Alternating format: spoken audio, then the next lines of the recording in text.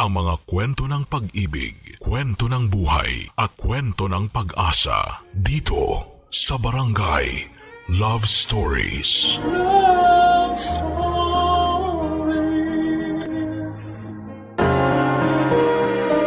Minsan sa ating buhay ay dumarating ang isang tao na magpaparamdam sa atin na tayo'y espesyal. Ngunit paano kung ang dating pagmamahalan ay unti-unting mapalitan ng puot? Ikaw kabarangay, ano ang kaya mong gawin at tiisin alang-alang sa pag-ibig? Dear Papa Dudut, magandang araw po sa inyo at sana ay matanggap ninyo ang sulat ko na ito. Ako nga po pala si Astrid at kagaya lang din po ako ng karamihan sa atin. Gusto ko lang makaramdam ng tunay na pagmamahal. Ito rin po ang naging dahilan kung bakit ang dami ko nang pinagdaanan na boyfriend. Nakakahiya man pong aminin pero palagi po akong may jowa simula noong nag-high school ako hanggang sa nakapagtapos na ako sa pag-aaral. Pero karamihan sa mga karelasyon ko noon ay hinihiwalayan ko rin. Kasi yung iba sa kanila ay boring tapos yung iba naman ay masyadong seryoso. Isa po kasi akong happy-go-lucky girl, Papa Dudut. At ang gusto ko sa buhay ay yung boyfriend na magbibigay sa akin ng exciting na experience. Yung tipong hindi boring at hindi masyadong seryoso sa buhay. At mukhang sinagot ni Lord ang prayers ko kasi dumating ang araw na nakilala ko si Dale. Gwapo si Dale at siya mismo ang tipo ng lalaki na gusto kong makasama sa panghabang buhay. Palagi po ako nag-i-enjoy tuwing kasama ko siya at nasa kanya na talaga ang katangian ng isang lalaki na gusto ko. At nasa isip ko noong mga panahong yon ay sobrang swerte ko naman na naging boyfriend ko si Dale. Pero hindi rin nagtagal yung mga maliligaya na moments namin ni Dale kasi habang tumatagal yung relasyon namin ay unti-unti ko ring nararamdaman na playboy siya.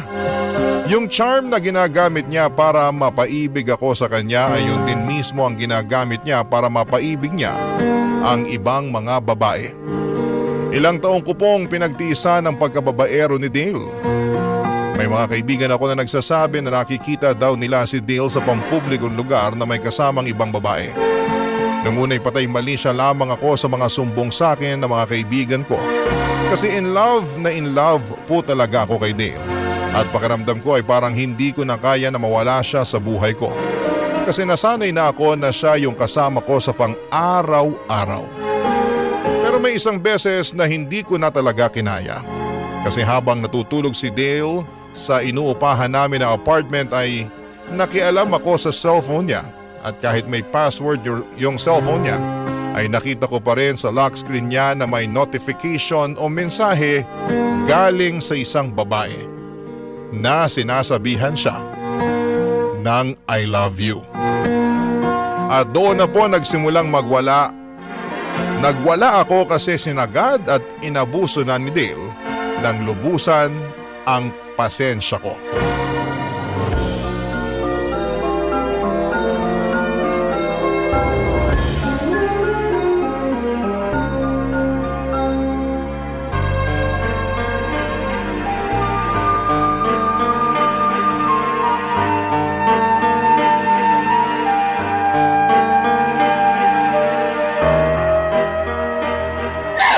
Walang iya ka!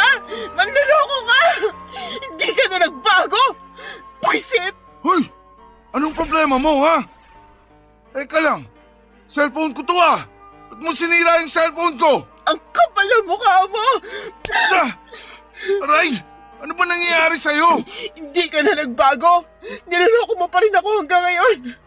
Kung alam ko lang na lolokohin mo ako ng ganito, dapat simulat sa pool pa lang hindi na ako pumayag na makipag-live-in sa'yo sa mala impyernong apartment na to! Ano bang pinagsasasabi mo dyan? Hindi kita naiintindihan. Sino yung nag-message sa'yo ng I love you, ha? Aminin mo nga sa akin, Dale.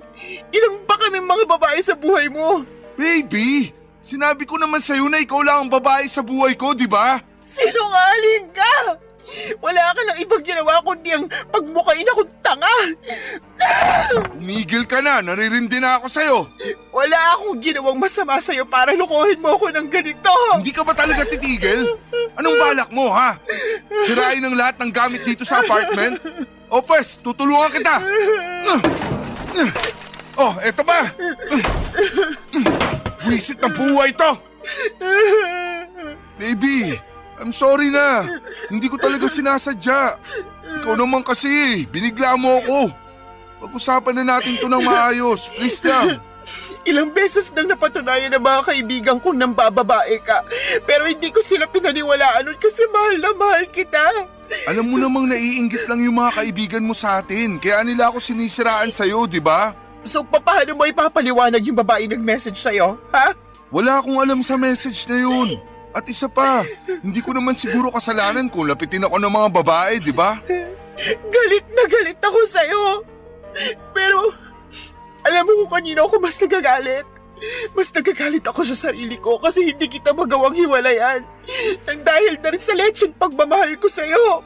Nagsisisi ka ba na minahal mo ako? Hindi sa ganun yun. Pero please naman, huwag mo na akong bigyan ng dahilan para pagdudahan ka. Pagod na ako eh. Ako din naman ah. Pagod na ako sa pagdududa mo sa akin. Walang pupuntahan tong relasyon natin kung hindi mo ako pagkakatiwalaan. Mas mabuti pa nga siguro kung Kung sige ituloy mo. kung maghiwalay na lang tayo. Ayoko na, Astrid. Sawang-sawa na ako sa mga inaala mo sa akin. Kung ganito lang din naman, mas mabuti na siguro kung palayain na lang kita. Seryoso ka? Oo, seryoso ako. Nasasaktan lang ako tuwing nagwawala ka ng dahil lang dyan sa mga inaala mo na walang basehan. Nag-message sa'yo yung babae, sinabihan ka ng I love you. So ano gusto mo isipin ko ha? Na kaibigan mo lang yung babaeng yon? Nakita mo ba na nireplyan ko yung babae? Hindi! Kasi nakalock yung cellphone mo. At isa pa, hindi ko na rin malalaman kasi nasira ko na yata yung cellphone mo. Yan ang problema sa'yo eh. Walang saysay at basehan yung nararamdaman mo. Tapos, naninira ka pa ng gamit ng may gamit. Saka ka na magwala kapag nakita mo na ako na nakapatong sa babae. Dale, baby, I'm sorry na. Huwag ka na magtampo sa akin. Ayusin na lang natin to. Hindi mo kasi ako naiintindihan eh. Natatakot na ako tuwing nagwawala ka. Sorry na talaga. Masahabaan ko na yung pasensya ko, promise. Promise mo yan ha? Oo. I'm sorry, baby. Patawarin mo na ako, ha? Oo na. Pinapatawad na kita. At yun na nga po, Papa Dudut, na baligtad ang pangyayari. Bulag na bulag po talaga ako sa pagmamahal ko kay Dale ng mga panahong yon. Biruin mo ha, ako pa yung humingi ng sorry sa kanya kahit siya naman talagang may kasalanan sa akin. Ganon siya makapanimulative noong kami pa, Papa Dudut. At paulit-ulit na lamang po yung nangyayari sa tuwing nag-aaway kami. Sigawan, siraan ng gamit tapos bati ulit na parang walang nangyari. Sobrang toxic na ng relasyon namin pero pinili ko pa ring tiisin kasi pakiramdam ko noon ay hindi ko talaga kakayanin na mawala si Dale sa buhay ko. At hindi ko na namamalaya na unti-unti ko na palang pinapalagpas lahat ng kababuyan at kawalang hiyaan niya sa akin. Hindi ko akalain na ganito pala ang pag-ibig, nakakabobo ito. Kaya mong isantabi ang pride mo, ang dignidad mo, lahat-lahat na. Para lamang makaramdam ka lang ng kahit kaunting kaligayahan. Para mas malinaw po sa mga kabarangay ninyo kung gaano kagulo ang relasyon namin ni Dale, ihahalin tulad ko po ito sa isang babuyan. Sa simula ay sobrang baho at ang sakit sa ilong. Pero habang tumatagal ay masasanay ka rin at hindi mo na gaanong napapansin yung baho ng babuyan. Ganon na ganon kami ni Dale. Parang nasanay na lamang po ako sa baho ng relasyon namin. May mga pagkakataon na nagigising ako sa katotohanang babaero talaga si Dale, pero sa huli ay ako pa rin yung nagpakumbaba. Nagpakababa. Lahat ay ginawa ko para lamang maisalba yung relasyon namin na nuknukan na ng katoksikan. Naging normal na lamang sa amin ang sigawan at away bati. Dumating pa sa point na pakiramdam ko ay may kulang sa relasyon namin kapag hindi kami nag-aaway ng isang beses sa isang linggo. Pero lumipas ang ilang linggo, Papa Dudut, at kahit papaano ay natauhan na rin po ako. Isang araw palihim kong sinundan si Dale noong nagpaalam siya sa akin na lalabas daw siya. At noong nakabuntot ako sa kanya, doon ko mismo nakita na may kasama siyang ibang babae. Doon na rin po ako nagising at napaisip na baka panahon na talaga para palayain ko na ang sarili ko mula sa ganitong klase ng pakikipagrelasyon, Papa Dudut.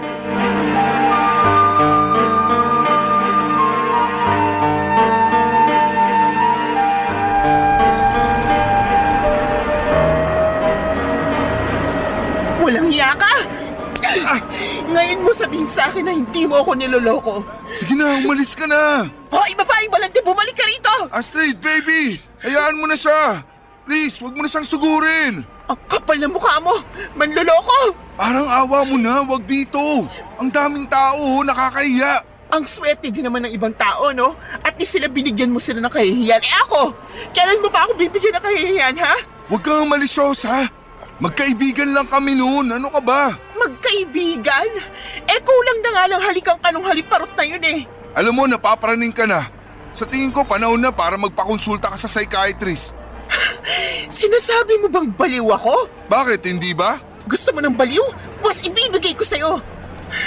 Nakikita mo tong bato na to? Tingnan mo nang maigi tong gagawin ko. Uy, anong gagawin mo?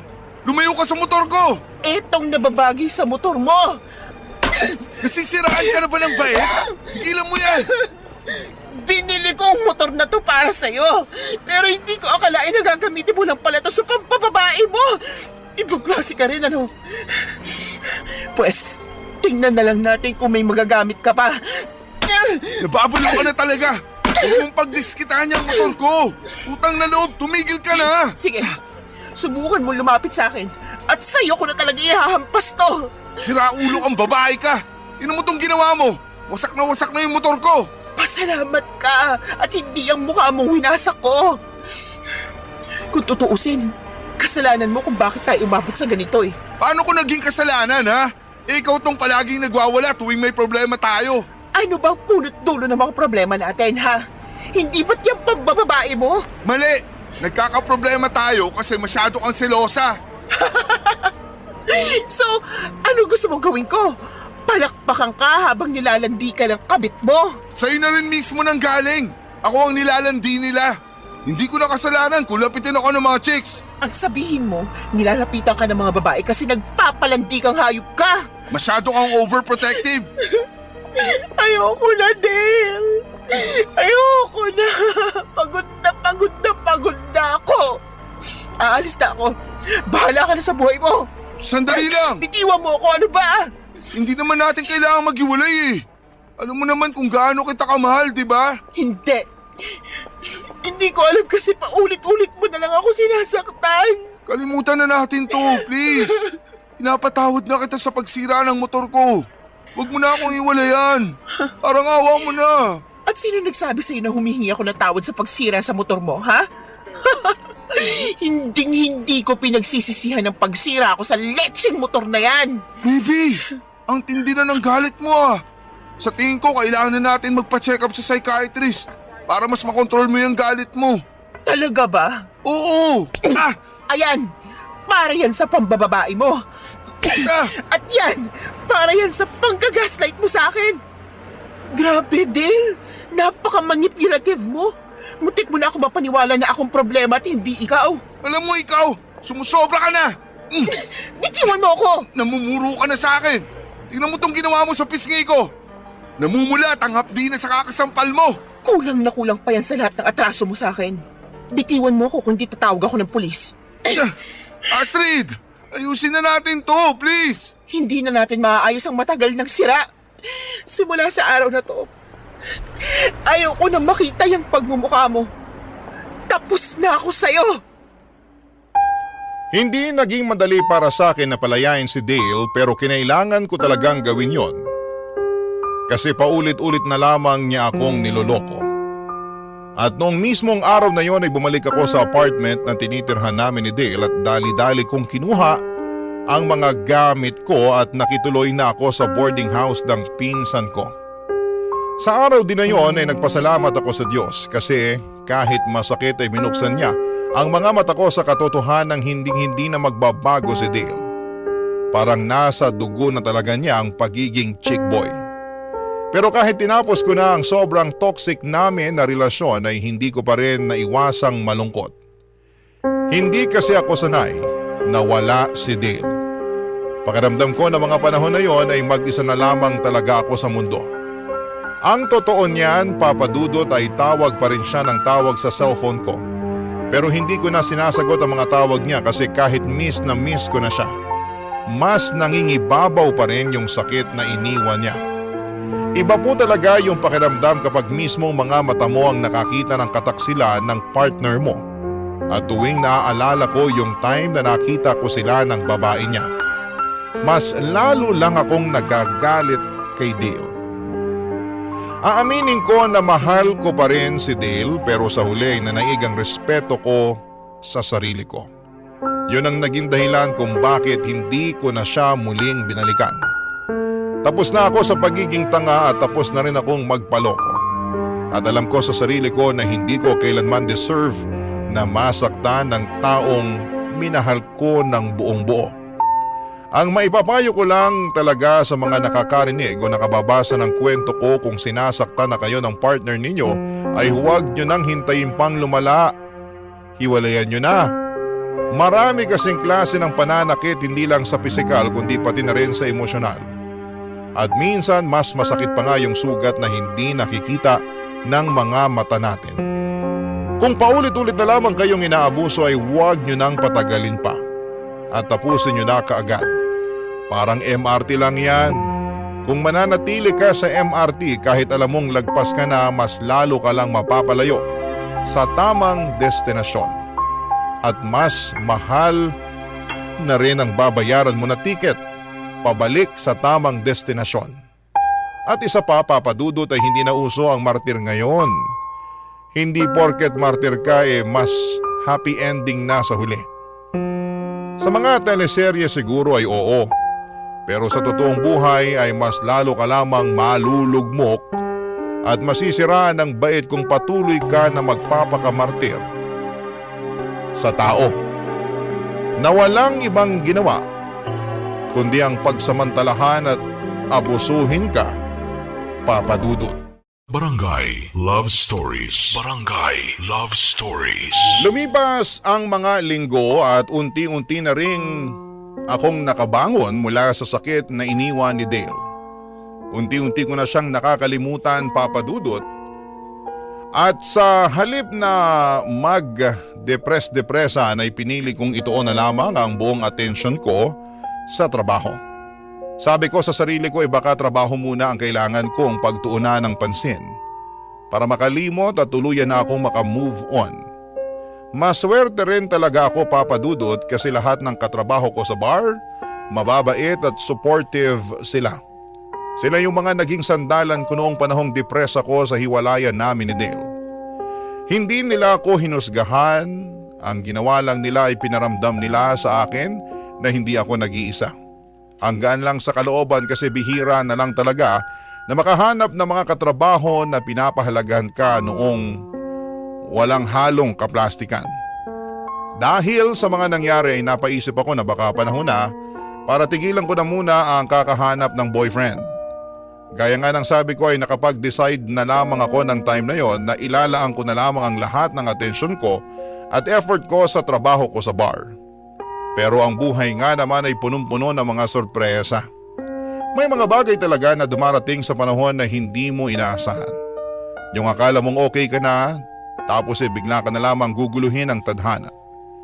Isang gabi habang naka-duty ako sa bar ay may dumating na customer na literal na napalingon kaming lahat. Ang gwapo niya, Papa Dudut, para siyang artista. Maputi, maayos manamit at ang kinis ng kanyang mukha. Tapos ay naka-formal attire pa siya. Kaya lalo siyang nag-stand out sa crowd. Nung una ko talagang naisip noon ay naku, ang gwapo niyan. Sigurado ako na may jowa na siya. Pero nagkamali ako, Papa Dudut, kasi noong kinausap niya ako habang nagsiserve ako ng drinks ay doon nagsimulang magbago ang ihip ng hangin at mas lalo ko pa siyang nakilala ng mga panahong yon, Papa Dudut.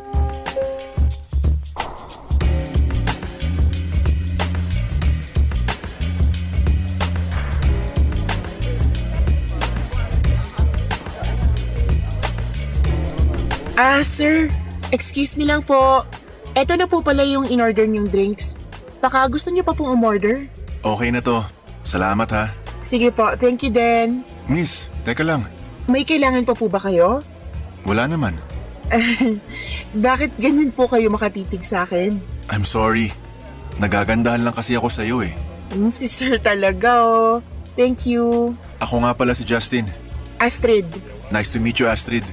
Matagal ka nang nagtatrabaho dito? Opo, lagpas 1 taon na rin. Ang totoo niyan, nagtataka nga ako eh. Kung bakit nagkatrabaho ka pa. Ha? Bakit naman po?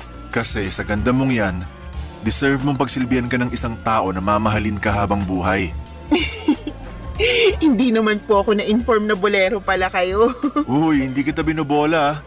Hindi kaya ako marunong magsinungaling. Si Sir talaga. Ay, hala, pasensya na po talaga kayo pero break ko na kasi bawal po kasi kami dito sa loob ng bar kapag naka-break kami. Ganun ba? Sige, mag-break ka na muna. Nang sa ganun hindi ka mapagod at makapagpahinga ka naman. Thank you po talaga. Enjoy your drinks po. Mauna na muna ako.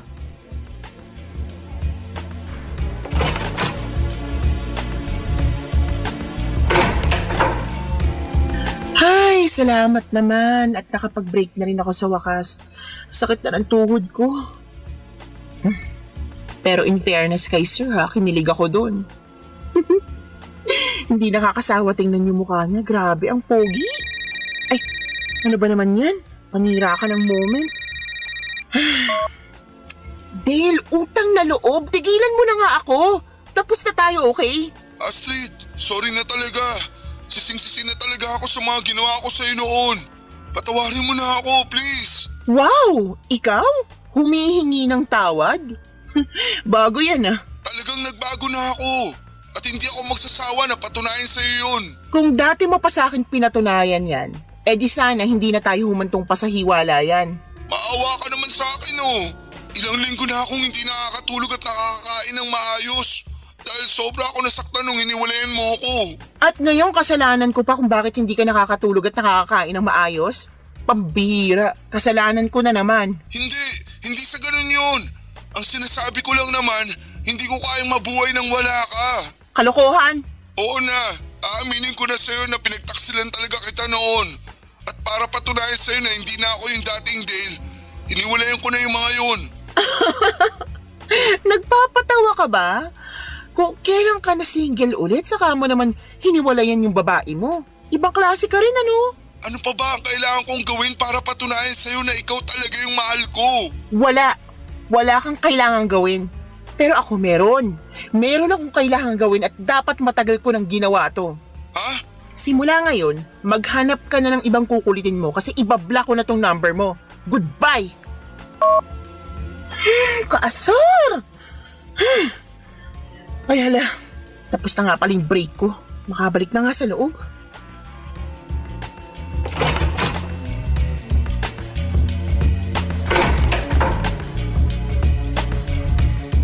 Astrid, Oh, sir, may kailangan po ba kayo? kailangan ko ng tulong mo. Ha? May problema po ba? Meron. Nawala ko kasi yung number ko eh. Pwede ko ba muna hingin yung number mo? Si sir talaga, patawa. Sige na naman. Pagbigyan mo na ako. Sige na nga. Eto yung cellphone ko. Pakilagay na lang yung number mo dyan. Oh, ayan. Ayos. Thank you ah. Pwede ba kitang tawagan mamaya pagkatapos ng shift mo? Kayo po bahala. Basta antayin mo na lang mamaya yung tawag ko ah. Sige po. Ay, sir, maiman ko na muna kayo ha. Magbabayad na yata yung customer sa table number 4. Aminin ko po na sobra talaga akong kinilig ng gabing yon. Parang kinain ko rin lahat ng mga sinabi ko na magfo-focus muna ako sa trabaho at mananatiling single. Kasi to be honest, Papa Dudut ay hindi talaga ako nakapag-focus sa trabaho habang kinakausap ko si Justin. Grabe, para akong bulate na binubudbura ng asin dahil kilig na kilig ako ng time na yon. At aaminin ko rin ang dahil kay Justin ay mas lumakas lalo ang loob ko na kalimutan na talaga si Dale. Kasi sobrang ready na ako na makapag-move on na kasama si Justin. Pinagdarasal ko talaga noong time na yon na sana ipanindigan ni Justin yung kilig ko. At pagkatapos ng shift ko ay tinawagan na nga ako ni Justin. Tulad ng pinangako niya at doon kami nagkaroon ng pagkakataon na mas makilala pa ang isa't isa. Habang nagkwekwentuhan kami sa phone ay napag-alaman ko na graduate pala siya ng architecture sa isa sa mga kilalang university dito sa Pilipinas. At bukod sa studies niya, ang dami niya pang kinuwento sa akin. Yung childhood niya, trabaho niya at ang mga pangarap niya sa buhay. Long story short, Papa Dudut, lumipas ang ilang buwan at naging kami rin ni Justin. At dumating na sa punto na halos linggo-linggo ay bumibisita na ako sa kondo niya sa Makati. Sa totoo lang ay niyaya na rin niya ako na makipag-live-in. Pero ako itong tumanggi kasi mas malapit yung bahay ng pinsan ko sa pinagtatrabahuhan kong bar. Kaya ang nangyari, pumupunta na lamang sa kondo ni Justin sa Makati tuwing day off ko. At doon na rin kami madalas na magsiping sa mismong kondo na yon. Akala ko noon ay tuloy-tuloy na yung saya. Akala ko sa wakas ay eto na yung time na makakabura sa lahat ng sakit na naranasan ko. Pero ilang linggo lang ang lumipas ay may nalaman na naman akong muling gumulo sa puso at isipan ko. Hindi ko inakala na sa mga sandaling yon ay muli na naman akong masasaktan, Papa Dudut.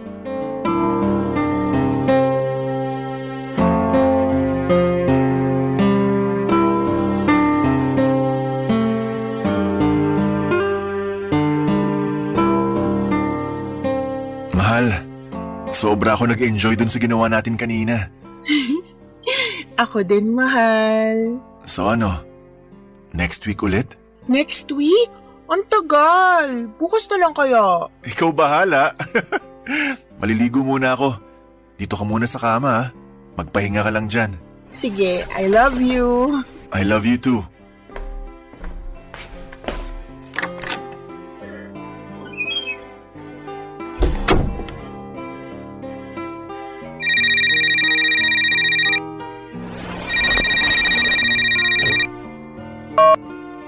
Hello? Sino to? Delivery rider? Parcel para kay Justin? Sige po, bababa na po ako dyan sa lobby. Antayin niyo na lang po ako. Ano ka ba naman, Justin? Ang mahal nung in-order mo, ha? Kunin ko na nga lang yung wallet mo. I'm sure may naitabi ka naman pambayad dun para sa parcel mo. Nasaan na ba yung wallet mo? Eto. Ay, nalaglag. Teka, ano to? Justin! Justin! Lumabas ka dyan! Labas!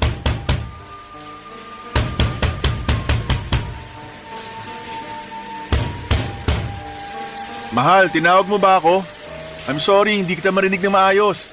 Ang lakas kasi ng shower eh. Lumabas ka dyan ngayon din! Sandali lang.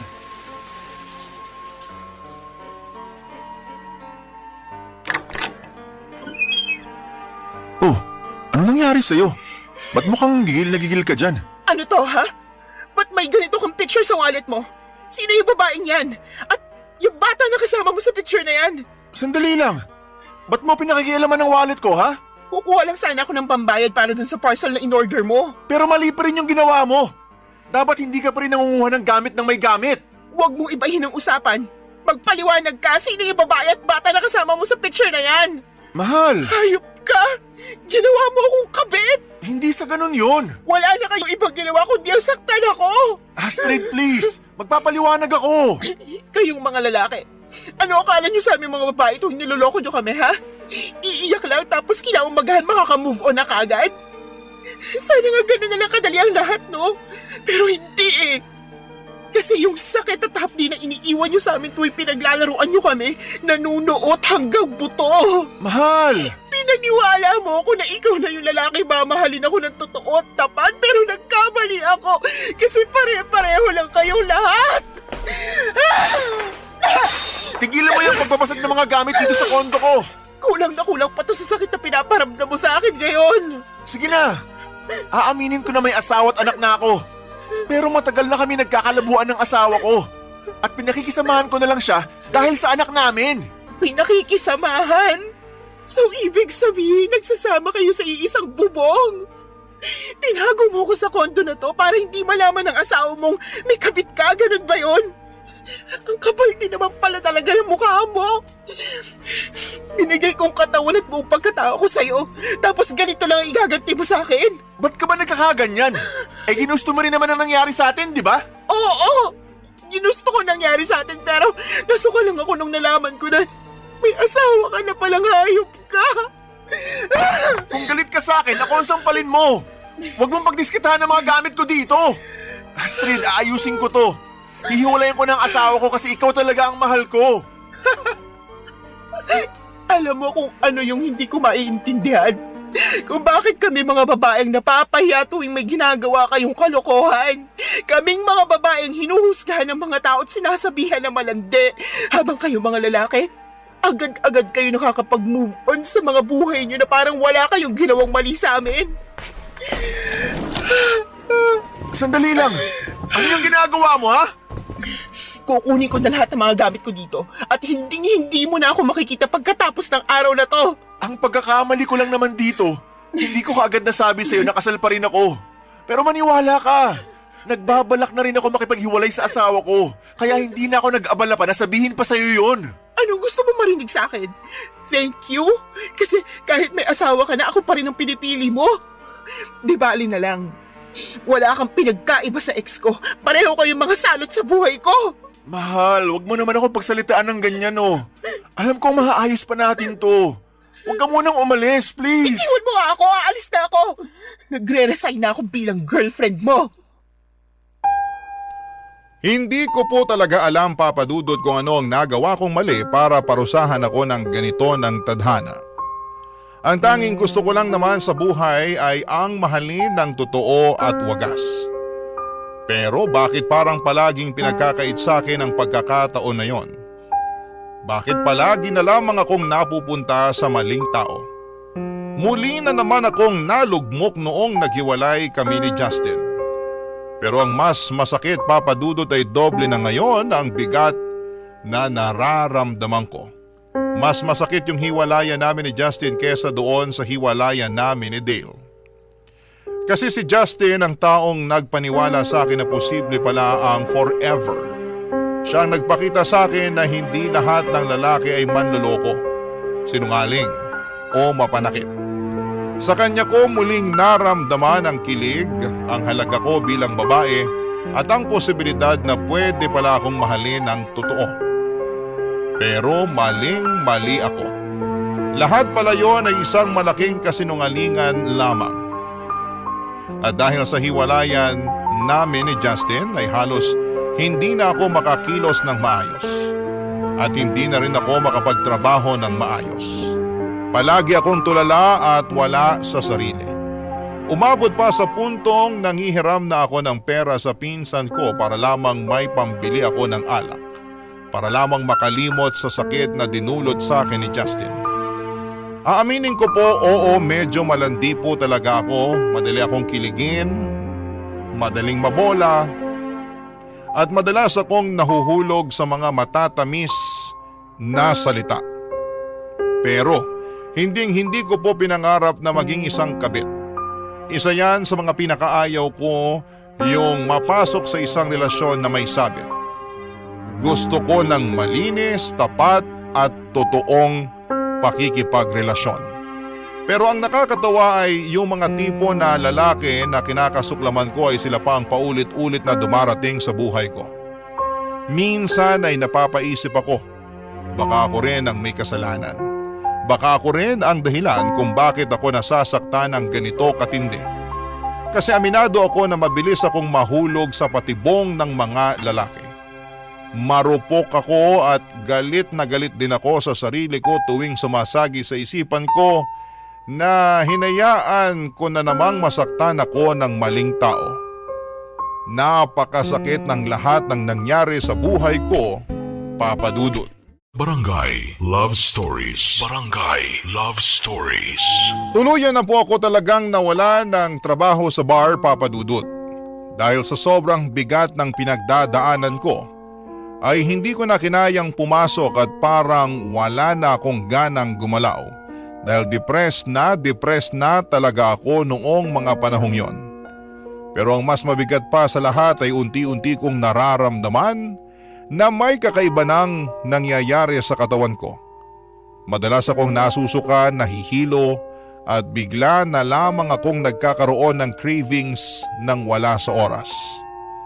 Dahil sa mga nararamdaman ko ay napilitan akong bumili ng pregnancy test. Kinabahan ako habang hinihintay ko ang resulta at paglabas ng 2 guhit ay parang natulala ako. Napag-alaman ko na buntis ako at sigurado ako na si Justin ang ama ng dinadala ko. Sobra po akong natakot ng time na yon at paulit-ulit kong tinawagan ang number ni Justin. Pero hindi na siya sumasagot. Ramdam ko na mga panahon na yon na iniiwasan na niya ako. Siguro'y abala na siya sa tunay niyang pamilya kasama ang asawa at anak niya. Habang ako ay eto at nag-iisip kung papaano ko bubuhayin ang batang dinadala ko. Hindi ko alam kung saan ako magsisimula. Wala na akong trabaho, wala akong ipon at masakit mang isipin, wala na rin akong boyfriend na tutulong sa akin. Pero kahit na ganoon ay ni minsan ay hindi ko naisip na ipalaglag ang anak ko. Kasi alam kong wala siyang kasalanan. Ako ang nagkamali at hindi ko ipapasa sa sarili kong anak ang bigat ng pagkakamaling yon. Alam ko rin sa sarili ko na kung pipilitin kong ipalaglag ang batang ito, habang buhay akong kakainin ang konsensya ko. Mabuti na lamang talaga at nandyan ang pinsan ko, Papa Dudut. Siyang tumulong sa akin noong nawalan ako ng trabaho at noong nalaman ko na buntis ako.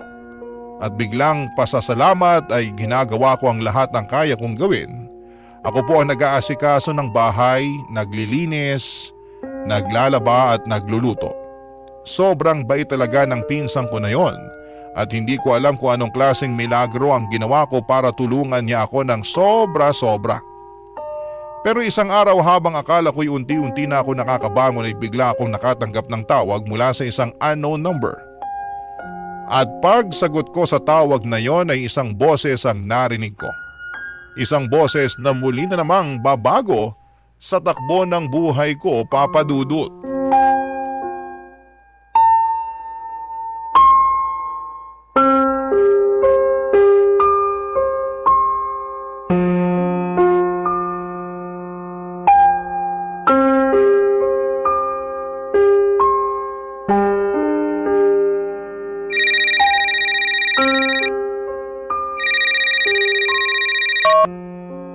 Hello? Astrid, Sino to? si Dale to. Ha? Bagong number to. Ngayon lang ako nagkaroon ng oras para bumili ng bagong SIM. Oh, ano namang kailangan mo? Miss na kita. Alam mo ba na walang araw ang lumipas na hindi kita iniisip? Nananahimik na ako, Dale. Huwag mo na akong guluhin, please lang. Hindi ako tumawag para manggulo. Tumawag ako kasi gusto kong patunayan sa'yo na hindi na ako yung dating Dale na nakilala mo. Maniwala ka sa akin. Nagbago na ako.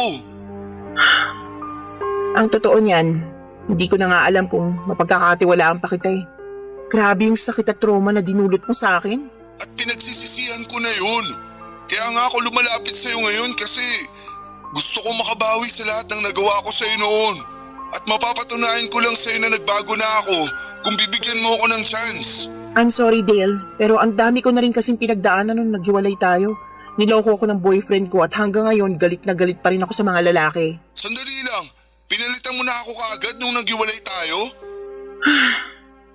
Parang gano'n na nga. Di bale, tapos na yon. Andito na ulit ako para iparamdam sa'yo na hindi ka dapat sinasaktan. Kung bibigyan mo lang ako ng isa pang pagkakataon, pinapangako ko sa'yo na hindi ko nasasayangin to. Sa katunayan nga, dito pa rin ako nakatira sa apartment kung saan tayo nagli-live-in dati. Natatandaan mo pa ba na ikaw mismo ang pumili ng apartment na to? Kasi nagagandaan ka sa design ng pader. Oo. Kahit nung naghiwalay na tayo, hindi ako umalis sa apartment na to kasi gusto ko na palagi kitang naaalala. Gusto kong i-cherish yung mga magaganda nating memories. Pero Dale, tapos na yun. Pero hindi pa naman huli ang lahat, di ba? Pwede pa tayong bumuo ng mga bagong alaala. Basta papasukin mo lang ulit ako sa buhay mo. Paano ako makakasigurado na hindi mo na ako lolokohin? Ibibigay ko sa iyo ang password ng cellphone ko at lahat ng password ng social media accounts ko. Seryoso ko. Handa akong gawin ang lahat para mabawi kita. Ganun kita kamahal. Ang totoo nga niyan, miss na rin kita eh. Miss na miss ko na yung mga halik mo sa akin. At miss na miss ko na rin yung ikaw kaagad ang nakikita ko tuwing gumigising ako sa umaga. Ganun din ako. Miss na miss ko na yung pagbubunganga mo sa akin. Ah, ganun ah. Gusto mo makatikim sa akin? I love you, baby. I love you too, baby ko. Wag mo na ulit gagawin yun, ha? Ha? Ang alin? Yung palitan ako. Aaminin ko, medyo nasaktan ako nung sinabi mo na nagkaroon ka ng boyfriend pagkatapos natin maghiwalay. Pero... Masisisi mo ba ako? Sobra kaya ako nasaktan nung naghiwalay tayo. Siyempre, kinailangan ko rin mag-move on kahit papaano. ikaw lang naman itong nakipaghiwalay sa akin eh. Ha? Ganun ba? Ewan, nakalimutan ko na. Ang baby ko talaga sobrang makalimutin. Pero okay lang yun. Kasi cute at maganda ka pa rin kahit nag-uulyanin ka na. Hoy, ang kapal ng mukha nito. Sa ating dalawa, ikaw kaya itong mas mukhang ulyanin. Oo na, pagbibigyan na kita. Ako na yung ulyanin at uugod-ugod. Nga pala, nasaan ka ngayon? Nandito ako sa bahay ng pinsan ko. Dito na rin ako nakatira ngayon. Ganun ba? Kumusta ka naman dyan? Eto, okay naman. Pero medyo maingay paminsan-minsan kasi may nagko-construction sa tapat ng bahay namin eh. Buti na lang talaga at mukhang naka-day off yung mga construction workers nila ngayon. Kawawa naman pala ang baby ko. Che? Pero hindi mo na kailangang problemahin yan. Kasi susunduin na kita mamaya, ha? Ano? Biglaan naman yata yan. Dito ka na ulit sa apartment tumira kasama ko. Narealize ko rin na sobrang lungkot pala nitong apartment kapag wala ka. Pero maayos na kasi yung kalagayan ko dito sa pinsan ko. Nasibak ako sa trabaho at yung pinsan ko ang pansamantalang tumutulong sa akin. Ano? Bakit ka naman nasibak sa trabaho? Sobra kasi akong na-depressed nung naghiwalay kami ni Justin. Hanggang sa umabot sa puntong napapabayaan ko na yung trabaho ko. Kaya ayun. So Justin pala ang pangalan niya. Hindi ko kakalimutan ang pangalan na yan. Ako mismo ang bubugbog sa lalaking yan kapag nakita ko siya. Huwag ka nang magselos. Tapos na kami. Ano ka ba? Wala na yun. Basta. Dito ka na ulit titira sa apartment kasama ko, okay? Send mo sa akin yung exact location mo. Susunduin na kita mamaya. Pero... Huwag ka na magmatigas. Huwag ka mag-alala. Ako na ulit ang mag-aalaga sa'yo, ha? I love you.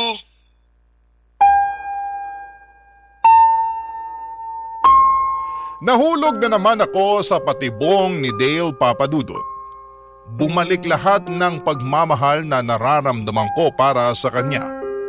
At bago ko pa namalayan, nagkabalikan na nga kami ng tuluyan. Alam kong marami sa mga kabarangay ninyo ang mapapailing sa desisyon ko na yon. Pero totoo talaga na kapag nagmamahal ka, parang nawawala ka sa tamang isipan paminsan-minsan. Kahit alam mong nasaktan ka na, umaasa ka pa rin na baka may pag-asa pa na magbago ang lahat. Pero kahit papaano ay nagbago din naman si Dale. Mas naging sweet siya, mas maalaga at parang mas pinapakita niya na seryoso talaga siya sa relasyon namin. Dahil doon ay mas lalo lamang akong na-in love sa kanya. Sabi nga nila, love is sweeter the second time around. At yun yung paniniwala ko noong mga panahong yon. Nag-decide kaming magsama o mag-live-in ulit sa apartment at dahil doon ay parang bumalik ulit yung closeness namin noon. Madalas kaming magkulitan, maglambingan at syempre hindi rin nawawala yung sexy time namin bilang magkasintahan. Pero habang tumatagal ay hindi ko rin maiwasang lamunin ang sarili kong konsensya. May tinatago kasi ako kay Dale, isang malaking bagay na alam kong pwedeng ikasira ng lahat. Hanggang ngayon ay hindi pa alam ni Dale na buntis ako. Si Justin ang ama ng batang dinadala ko. Papadudot araw-araw ko nininervyos ng panahon na yon. Iniisip ko kung kailan nga ba ang tamang panahon para sabihin ko kay Dale ang katotohanan. Natatakot ako na baka hindi niya matanggap ang pagbubuntis ko at baka layuan na niya ako ng tuluyan. Pero kinalaunan ay naglakas loob na rin po akong sabihin kay Dale ang katotohanan. Noong sinabi ko na kay Dale ang totoo ay bigla siyang nagbago, Papadudot. Para bang bumalik yung dati niyang ugali. Yung mainitin ang ulo at wala sa sarili. Nagwala siya dahil hindi niya matanggap na may dinadala akong anak na ibang lalaki ang ama. Sobra yung naramdaman kong takot noon kasi pakiramdam ko ay babalik na naman kami sa madilim na parte ng relasyon namin. Ang sabi na lamang niya sa akin ay gusto niya daw munang mapag-isa at bibili na lamang daw muna siya ng alak sa tindahan. Bumalik si Dale sa bahay na may daladalang isang kahon ng beer. Doon siya pumwesto sa labas ng apartment at uminom ng mag-isa. Sobra akong nalungkot sa sitwasyon at pumasok na lamang ako sa kwarto namin at nagtulog-tulugan na lamang ako. Kasi ayaw ko na rin kausapin si Dale sa takot na baka sigawan niya lamang ako. Makalipas nga ang ilang oras, noong akala ni Dale na tulog na ako ay narinig ko siya na may kinakausap sa cellphone. Natakot ako kasi baka nang bababae na naman siya. Pero Papadudot, mas lalong nayanig ang mundo ko nung palihim akong lumapit sa pintuan para pakinggan kung sino ang kinakausap ni Dale at doon ko mismo natuklasan ang isang bagay na sumira sa ilusyon ko, Papadudot.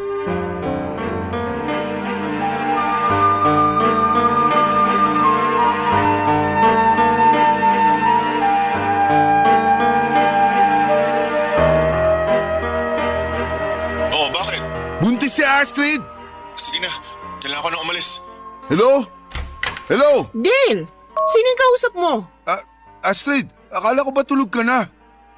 Kanina ka pa ba dyan? Bumalik ka na nga lang sa loob. Isara mo na yung pintuan. Pabayaan mo na muna ako dito sa labas. Kita mo naman na umiinom yung tao, oh. Sagutin mo yung tanong ko. Sino yung kausap mo? Akin na yung cellphone mo. Tumigil ka! Akin na yan! Ano ba ha? Number 2 ni Justin ah. Bakit mo siya kinakausap ha? Paano kayo nagkakilala? Anong ginagawa ng number ni Justin sa contacts mo? Ha? Sinong Justin? Yung ex mo? Paano naman ako magkakaroon ng number niya, di ba? Mag-isip-isip ka nga. Huwag mo akong gawing tanga, Dale. Kabisado ko yung number ni Justin kasi araw-araw niya akong tinatawagan nung kami pa. Ngayon, umamin ka. Ba't mo kausap si Justin? At bakit mo kinukwento sa kanya yung pagbubuntis ko? Huwag kang mag-imbento dyan. Wala akong alam sa sinasabi mo. Talaga lang ah. Tingnan natin. Uy, anong gagawin mo? Ako mismo tatawag kay Justin gamit tong cellphone mo. Akin na yan!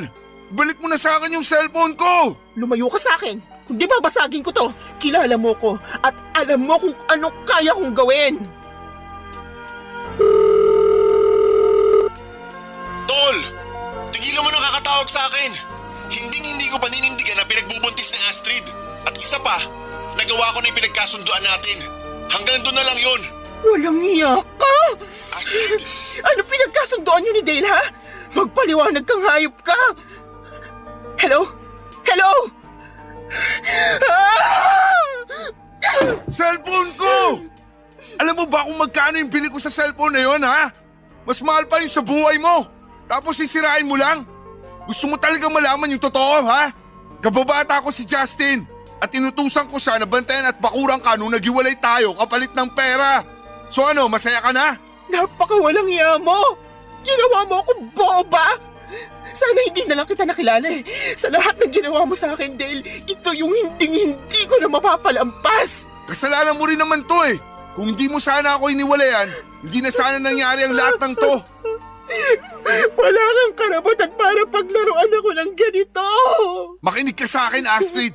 Kung hindi ka rin naman mapupunta sa akin, mas mabuti nang walang ibang lalaki ang makakakuha sa'yo.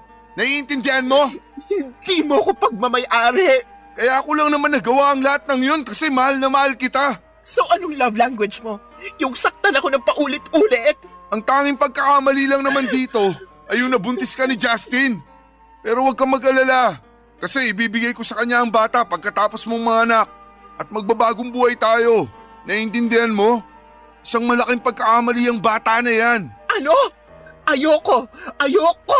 Hindi ko pinamimigay ang anak ko at kayang-kaya kong buhayin ang anak ko na mag-isa. Kung may pagkakamali man dito, yun ay ang tiwala at pagmamahal na binigay ko sa'yo. Hindi ba't sa akin ka nakaasa ngayon? Paano mo palalakihin ang bata na yan ang mag-isa? Kung sa sarili mo pa lang hirap na hirap ka na. Wala akong kailangan patunayan sa'yo kasi tinatapos ko ng anumang ugnayan na meron tayo. Tinatapos ko ng walang kwentang relasyon na to. Hindi ka aalis, Astrid. Dito ka lang.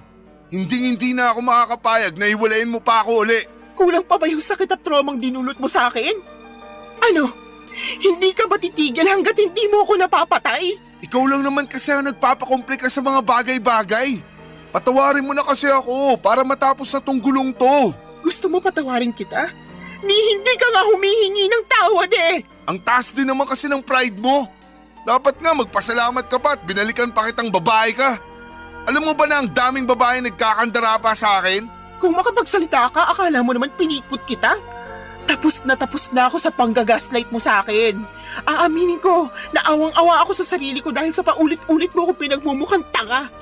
Pero alam mo kung saan ako mas naaawa?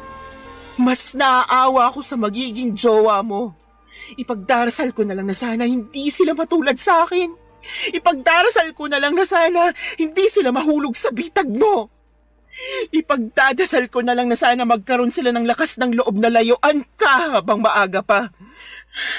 At ipagdadasal ko na lang na sana mabulok ka na sa impyerno.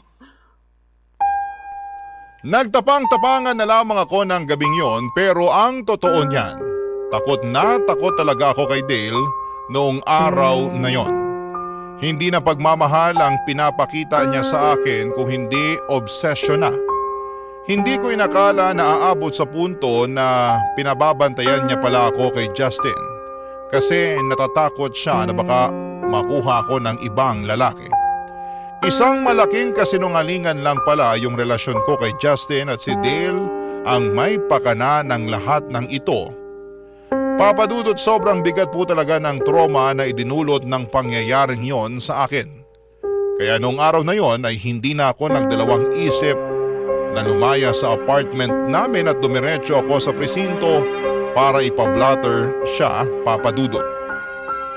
Pagkatapos kong makuha ang blatter report ay pinicturean ko ito at sinend ko kay Dale sa Facebook para malaman niya na hindi niya ako pwedeng lapitan kailanman. Dumiretso na rin po ako sa bahay ng pinsan ko pagkatapos noon at sa totoo lang ay hindi ko alam kung saan ako pupulutin kung wala siya.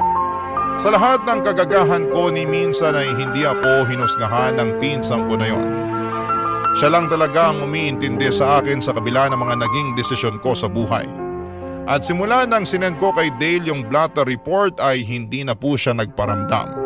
At mas naging tahimik na rin ang buhay ko. Pero hanggang ngayon ay dala-dala ko pa rin yung takot at trauma na iniwan ni Dale. At wala na rin po akong balita pa kay Justin. Tuluyan na lang siyang naglaho na parang bula. Ni hindi nga ako sigurado kung buhay pa yon. Ang tanging pinagtutuunan ko na lamang ng pansin ay ang pagbubuntis ko. Gusto kong paghandaan ng pagdating ng anak ko. Balang araw kapag naisilang ko na ang anak ko, maghahanap ako ng trabaho para makatulong sa mga gastusin sa bahay ng pinsan ko. Pero sa ngayon ay nagpapahinga muna ako at tumutulong na lamang ako sa mga gawaing bahay para may pakinabang din naman ako sa pinsan ko kahit papaano. Papadudot, hanggang dito na lamang po ang kwento ko at gusto ko lang pong sabihin sa mga kabarangay natin na sana'y huwag nating baliwalain ang mga senyales ng isang toxic na relasyon. Minsan kasi sa sobrang pagmamahal natin, iniisip na lang natin na normal lamang ang selos, sigawan at sobrang paghihigpit. Pero habang lumilipas ang araw ay hindi natin namamalayan na unti-unti na pala tayong nadidrain ito. Hindi selfish ang lumayo sa taong hindi na tayo kayang mahalin ng tama. Lahat tayo deserve yung pagmamahal na tahimik, totoo at hindi masakit sa pakiramdam. Yung pagmamahal na hindi kailangang ipaglaban araw-araw, kundi yung pagmamahal na kusa, buo at tunay na galing sa puso. Congratulations din nga po pala sa 1 million subscribers ninyo sa YouTube at maraming salamat po sa pagbibigay sa akin ng chance na maikwento ko sa inyo ang isa sa mga pinakamasakit na parte ng buhay ko. Ang inyong forever kapuso at kabarangay, Astrid. Ako, gigil na gigil talaga ako sa nangyayari sa kwento natin. O ikaw, kabarangay, kumukulo rin ba dugo mo? Pwede kang mag-iwan ng comment sa ating comment section.